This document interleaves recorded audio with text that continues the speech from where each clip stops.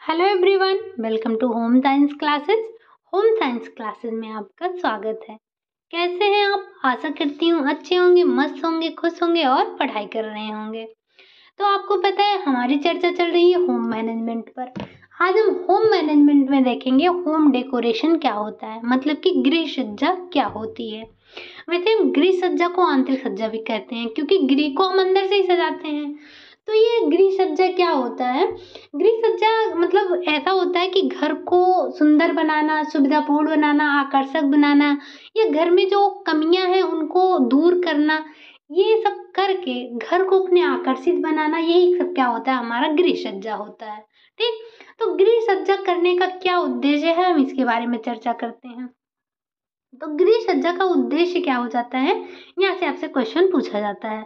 तो सबसे पहले आ जाता है उपयोगिता बढ़ाना। उपयोगिता बढ़ाना मतलब कैसे? जैसे आप गृह को, अपने घर को सजाइए, उसको, उसकी उपयोगिता बढ़ जाएगी।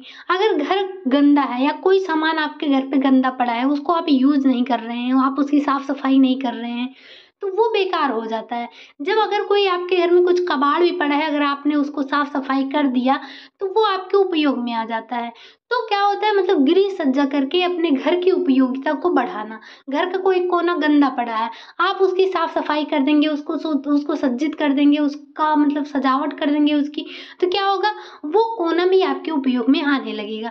तो क्या हो जाता है, इसका उद्देश्य क्या हो जाता है, अपनी उपयोगिता को बढ़ाना। फिर सुंदरता को बढ़ाना। अब सज्जा का मतलब ही होता है कि सुंदर बनाना।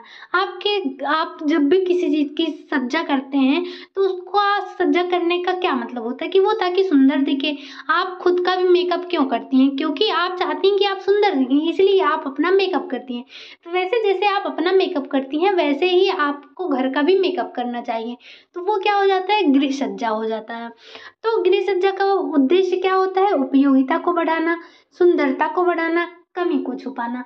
मतलब मान लीजिए कि आपके घर पे कोई, ऐसे मान लीजिए कोई कारपेट है, अगर वो कारपेट को चूहे ने कहीं से कुतर दिया है, तो आप क्या करेंगे, वो कारपेट फेंक देंगी? मान लीजिए नया कारपेट है और चूहे ने कुतर दिया है, आपके पास ये हो गया कारपेट, तो आपने क्या किया, ये यहाँ पे चूहे ने कुतर दिया, तो आप क्या करेंगे? आप क्या करेंगे, जाएंगे बाजार, या कि आप मान लीजिए खुद भी सिलाई कढ़ाई बुनाई करती हैं, तो आप यहाँ पे कोई फूल लाके, यहाँ पे कोई फूल लाके चिपका देंगी। तो वो क्या होगा, आपकी कमी छुप गई और उसकी सज्जा भी हो गई। कि अगर कोई आएगा बाहर से देखेगा, उसको तो पता नहीं चलेगा कि इसे चूहे ने कुतरा था, बस उसे तो यही दिखेगा ना, हाँ यहाँ पे जो है फूल लगाया गया, ये और सुंदर लग रहा है। फिर क्या हो जाता है, आकर्षक बनाना। आकर्षक बनाना, जैसे आपने इसको बना दिया, अब पहले ये सिंपल सा था, लेकिन आपने इसमें फूल लगा दिया, तो ये क्या हो गया, ये आकर्षक बन गया। क्रियात्मकता में वृद्धि। अब क्रियात्मकता में वृद्धि करना गृह सज्जा का उद्देश्य होता है, कि आपने जो भी क्रिया किया है उसमें वृद्धि हो। जो आपने साफ सफाई किया था, जो आपका कोना गंदा पड़ा था, तो आपने उसको जो साफ सफाई कर दी है, तो वो आपके उपयोग में आने लगेगा, आप वहाँ पे क्रिया करने लगेंगे, तो ये क्या हो जाएगा, आपकी क्रियात्मकता में वृद्धि हो जाएगी। फिर मौलिकता हो, उसमें इतनी सजावट मत कर दीजिए कि उसकी मौलिकता ही गायब हो जाए, उसका वास्तविक चीज ही गायब हो जाए। आप मान लीजिए कोई गुलदस्ता रखें, गुलदस्ते में, अब गुलदस्ता तो आपने सुंदर लगाया, लेकिन फूल ऐसा लगा दिया है, ये मान लीजिए जो है आपने ये गुलदस्ता बनाया है, ठीक, मुझे तो गुलदस्ता बनाना आ नहीं रहा है, फिर भी कोशिश कर रही हूँ। तो ये मान लीजिए आपने गुलदस्ता बनाया, ये गुलदस्ता बढ़िया रंग बिरंगा यहाँ पे बना हुआ है, आपने लेकिन यहाँ पे जो है ये फूल इतना ज़्यादा ऐसे फूल लटका दिया कि इसकी ये जो गुलदस्ते की जो कलाकारी थी, ऊपर की जो उसकी सजावट थी, वो तो ढक गई। तो मतलब आपको इतना क्रियाकलाप नहीं कर देना, उस पर इतनी सज्जा नहीं कर देनी है कि उसकी मौलिकता ही चली जाए। फिर मितव्ययिता का ध्यान रखना। आपको क्या करना है कि जब आप मितव्ययिता का ध्यान कैसे रखेंगे, जैसे आपके घर पे गृह सज्जा, आपने घर को अपने सजाया है, आपके घर पे कोई टूटी फूटी चीज पड़ी है, लेकिन आपने उसका सही तरीके से उपयोग कर लिया, तो आपने जो उस पर धन व्यय करने वाले थे, जैसे हमने अभी कारपेट के बारे में बात किया था, तो जो आपने कारपेट लिया था, वो कारपेट को आपने जब चूहे ने काट दिया था, तो उस पर आपने फूल वूल लगा के उसको अच्छा बना दिया, वो आकर्षक हो गया और उपयोगी भी हो गया। और आपका जो धन व्यय होने वाला था, आप उस कारपेट को फेंक देती, तो क्या उतने सस्ते में, उतने कम धन में दूसरा कारपेट ले पाती? नहीं ले पाती। लेकिन आपने क्या किया आपने, कारपेट को फेंका नहीं, आपने उसको और उस पे सज्जा कर दिया, उसपे फूल लगा दिया, तो क्या हुआ, उसकी मौलिकता भी आ गई, उसमें धन भी कम व्यय हुआ और वो आप आकर्षक भी बन गया, उसकी कमी भी छुप गई, वो सुंदर भी हो गया और उपयोगी भी हो गया। तो गृह सज्जा का यही मतलब होता है कि आप जो भी गृह सज्जा करें उसमें क्या हो, उसकी उपयोगिता बढ़ जाए, उसकी सुंदरता बढ़ जाए, उसकी जो कमी है वो छुप जाए। फिर आकर्षक बनाने के लिए सुंदरता की जाती है, क्रियात्मकता में वृद्धि हो इसलिए सुंदरता की जाती है, मौलिकता हो उसमें, उसकी मौलिकता बची रहे। इतना सजावट मत कर दीजिए पता ही ना चले कि इससे पहले इसमें क्या था। फिर मितव्ययिता का ध्यान, आपको मितव्ययिता का ध्यान भी रखना है। आगे आ जाते हैं, और क्या उद्देश्य हो सकते हैं, परिवर्तन करना। अब जैसे मान लीजिए ये आपका कमरा है, आपने यहाँ पे जो है आपने सोफा यहीं पे रखा है अपना, या यहाँ पे फूल रखा है, या जो भी यहाँ पे टीवी रखा है, मतलब अगर आपका कमरा एक जैसा ही है, आप उसे देखते देखते थक जाएंगे, क्या हो जाएगा, थक जाएंगे, आपको अच्छा नहीं लगेगा। तो आप क्या करेंगे, आपने मान लीजिए सोफा इधर कर दिया, टीवी इधर कर दिया, फिर ऐसे ही आपने अपने जो कमरे की चीजें हैं उनको उठाकर एक तरफ से दूसरे तरफ सेट कर दीजिए। तो क्या होगा, उससे आपकी आंखों को जो है बदलाव, परिवर्तन में जो परिवर्तन देखेंगे उससे आपको जो है बहुत संतुष्टि मिलेगी, बहुत अच्छा लगेगा।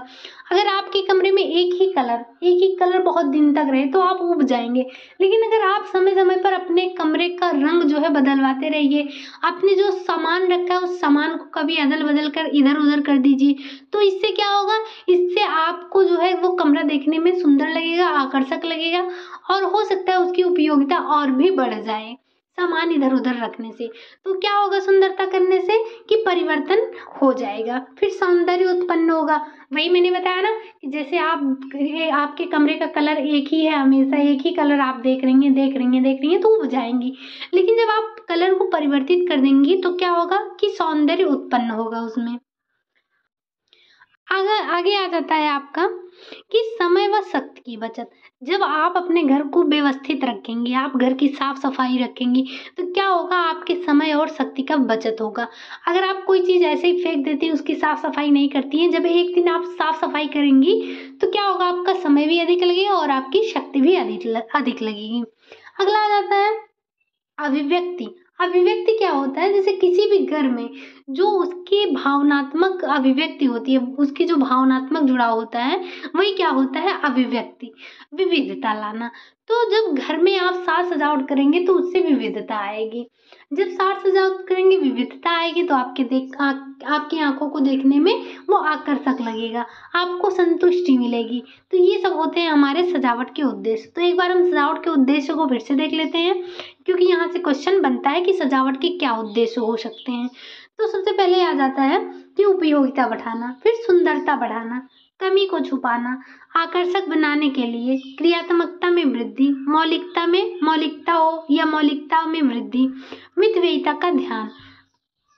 आगे आ जाता है परिवर्तन करना, सौंदर्य उत्पन्न हो, फिर समय व शक्ति की बचत हो, अभिव्यक्ति हो, विविधता लाना। ये सब क्या होते हैं, ये सब होते हैं हमारे गृह सज्जा के उद्देश्य। ठीक, अब हम आगे देख लेते हैं कि सजावट में कमी को दूर करना। अब जैसे हम सजावट कर रहे हैं उसमें कोई कमी आ गई है तो हम उसको क्या कर सकते हैं, उसके लिए हम क्या कर सकते हैं, तो उसके लिए हम क्या कर सकते हैं, वस्तु को हटा सकते हैं।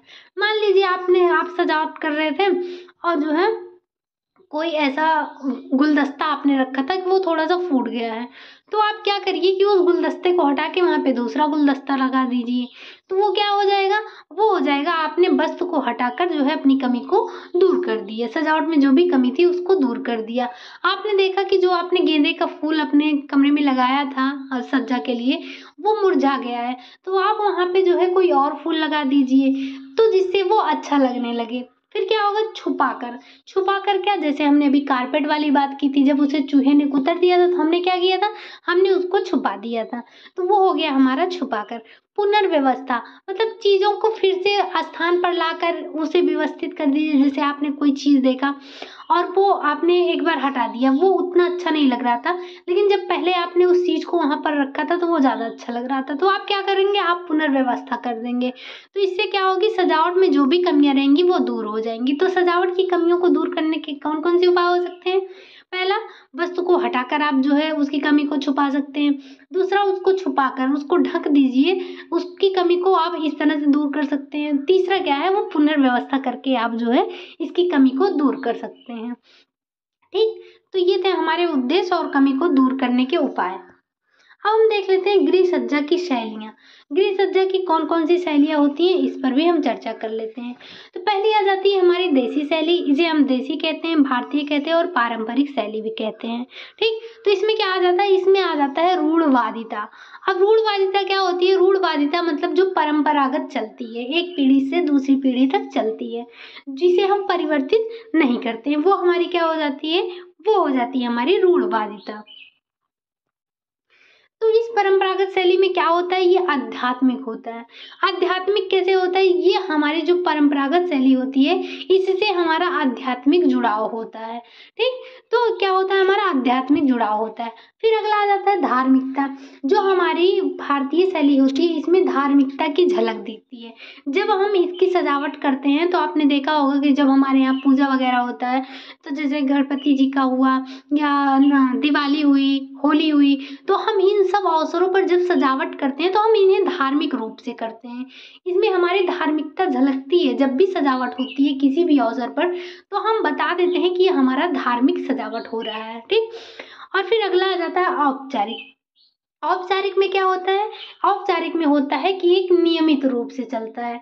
नियमित रूप से कैसे, मतलब जैसे मान लीजिए ये आपका कॉर्नर हो गया, इसमें जो भी आपने सामान लगाया है, मान लेते हैं ये केंद्र हो गया, अब केंद्र के दोनों तरफ समान चीजें आप रखेंगे। समान चीजें कैसे, जैसे मान लेते हैं हमने यहाँ पे कोई छोटा गोला रख दिया, यहाँ भी हमें छोटा गोला ही रखना है। ठीक, या हमने यहाँ पे त्रिभुजाकार कोई सामान रख दिया तो हमें यहाँ भी त्रिभुजाकार सामान रखना है। मतलब केंद्र के आपको दोनों तरफ सेम सजावट करनी है, तो वो क्या हो जाएगा आपका, वो हो जाएगा आप औपचारिक शैली हो जाएगी। ठीक, अब अगला आ जाता है हमारा विदेशी शैली। विदेशी शैली में क्या होता है, विदेशी शैली को हम पाश्चात्य शैली भी कहते हैं। अब पाश्चात्य शैली में क्या होता है कि पाश्चात्य शैली जो होती है वो भोगवादी होती है, भौतिकवादी होती है, अनौपचारिक होती है। अनौपचारिक कैसे होती है, अनौपचारिक ऐसे होगी जैसे हमने अभी औपचारिक में देखा था कि ये जो है हमारा कमरा हो गया, ये हो गया हमारा केंद्र। अब हमें यहाँ पे क्या करना होता था, केंद्र के दोनों तरफ समान चीजें रखना होता था, तो वो हो जाती थी हमारी औपचारिक। लेकिन अब हम यहाँ पर क्या करेंगे, अब हम यहाँ पर समान चीजें ना रखकर असमान चीजें रखेंगे। जैसे जैसे मान लेते हैं ये हमारा कमरा हो गया, अब हमने ये हमारा हो गया केंद्र, हमने यहाँ पे कोई बड़ा गुलदस्ता रख दिया, यहाँ पे कोई गोलाकार गुलदस्ता रख दिया, यहाँ पे कोई ऐसे केतली टाइप का मतलब जो तस्तरी नुमा होता है उसको रख दिया, या हमने यहाँ पे लंबा फ्लावर वाला रख दिया। मतलब कि यहाँ पे कुछ भी समान नहीं रहेगा, सब कुछ असमान दिखेगा। वो क्या हो जाता है, वो हो जाता है हमारा अनौपचारिक। तो ये जो हमारी ये सज्जा होती है, ये होती है एक कला। क्या होती है, कला होती है। अब कला कैसी होती है, तो कला जब हम इसको सजाते हैं, सजावट करना क्या होता है, एक कला होता है, वैज्ञानिक होता है और ये मनोवैज्ञानिक होता है। तो सजावट हम करते हैं अपने कला के अनुसार, जिसके अंदर जैसी कला होती है वैसी वो सजावट करता है। तो ये जो कला है इसके भी कुछ तत्व होते हैं। तो इसके तत्व कौन कौन से होते हैं, ये आपके लिए बहुत इंपॉर्टेंट हो जाता है और आपसे पूछा भी जाता है। आपको इसे क्रम वाइज नहीं याद रखना है, लेकिन ये कला के तत्व कौन कौन से हैं ये आपको याद रखना है। हम इसके बारे में डिटेल चर्चा करेंगे अगली क्लास में। इन सब के बारे पर जो कला के तत्व हैं इस पे हम डिटेल में चर्चा करेंगे। लेकिन अभी के लिए आपको क्या याद रखना है, कला के तत्व कौन कौन से हैं, क्योंकि गृह सज्जा हमारी एक कला है। तो जब कला है तो कला के तत्व भी होते हैं, कला के कुछ सिद्धांत भी होते हैं। तो आपको यहाँ पर क्या याद रखना है, आपको कला के तत्वों को ध्यान में रखना है। तो कला के तत्व कौन कौन से हैं, कला के तत्व 7 होते हैं। सबसे पहले तो आपको यही याद रखना है, आप इसे देख लीजिए। आपके लिए ये जो 7 पॉइंट लिखा गया ना, ये 7 क्वेश्चन है। 7 क्वेश्चन क्या, मैं तो यहाँ से कहती हूँ कि आप इसे 10 क्वेश्चन समान समझिए, क्योंकि आपसे यहाँ से कुछ भी पूछा जा सकता है। जैसे कला के तत्व कितने होते हैं, तो कितने होते हैं, सबसे पहले आपको रखना है, याद रखना है 7 होते हैं। कौन कौन से होते हैं, तो वो रेखा होता है, आकार होता है, नमूना होता है, पोत होता है, रंग होता है, प्रकाश व छाया होती है और रिक्त स्थान होता है। तो आपसे पूछा जा सकता है कि इनमें से कला के तत्व कौन कौन से हैं, या इसमें से कला के तत्व कौन नहीं है। आपसे 7 में से कोई भी देके पूछ सकता है कि इसमें से कला का तत्व कौन सा है, या इसमें से 3 देके पूछ सकता है कि इसमें से कला का तत्व कौन सा नहीं है। तो आपको हर तरह से इस क्वेश्चन को तैयार रखना है। कला के तत्व और कला के सिद्धांत को भी आपको ध्यान में रखना है। तो कला के तत्व कितने हैं, वो कला के तत्व 7 हैं। कौन कौन से? रेखा, आकार, नमूना, पोत, रंग, प्रकाश या छाया, मतलब प्रकाश व छाया, फिर रिक्त स्थान। इसको आपको अपने अंगुलियों पर याद रखना है। ठीक, अब हम देखते हैं कि कला के तत्व कौन कौन से हैं। कला के तत्व तो हमने देख लिए, अब हम देखते हैं कला के सिद्धांत कौन कौन से हैं। तो इनको भी आपको याद रखना है कि कला के सिद्धांत कितने हैं, 5 हैं, और कला के तत्व कितने हैं, वो 7 हैं। तो कला के सिद्धांत कौन कौन से हैं? अनुपात, संतुलन, लय, समरूपता या एकरूपता, दबाव। ये क्या होते हैं? आपके कला के सिद्धांत होते हैं। और कला के तत्व कौन कौन से होते हैं? तो रेखा, आकार, नमूना, पोत, रंग, प्रकाश व छाया, फिर रिक्त स्थान। ये क्या हो जाता है? ये हो जाता है आपका कला का तत्व, जिसे आपको याद रखना है। और यहाँ से ये 5 आपको याद रखना है, क्या? कला के सिद्धांत को। तो कला के सिद्धांत यही 5 है: अनुपात, संतुलन, लय, समरूपता, एकरूपता, कुछ भी कह सकते हैं इसे, और दबाव। ये हो जाते हैं आपके 5 कला के सिद्धांत।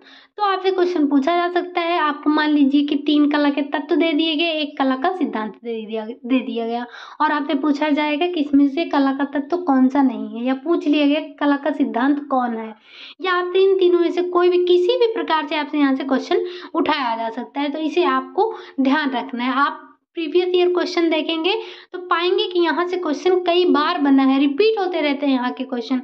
ये आपके लिए काफ़ी इंपॉर्टेंट हो जाता है, लेकिन इसके बारे में डिटेल चर्चा हम करेंगे अगली क्लास में। तो आपको वीडियो कैसा लगा? अगर अच्छा लगा हो तो लाइक कीजिएगा, कमेंट कीजिएगा, चैनल को सब्सक्राइब करना मत भूलिएगा। आप वीडियो देख लेते हैं और लाइक करना भूल जाते हैं, कमेंट करना भूल जाते हैं, चैनल को सब्सक्राइब तो करते ही नहीं हैं। तो जब भी मैं वीडियो डालूंगी तो आपके पास नोटिफिकेशन कैसे जाएगा, ये बताइए। तो इसीलिए आप क्या करेंगे, वीडियो को लाइक करेंगे, चैनल को सब्सक्राइब करेंगे और कमेंट तो करना भूलेंगे ही नहीं। चलिए फिर मिलते हैं नेक्स्ट वीडियो में, तब तक के लिए बाय बाय, टेक केयर।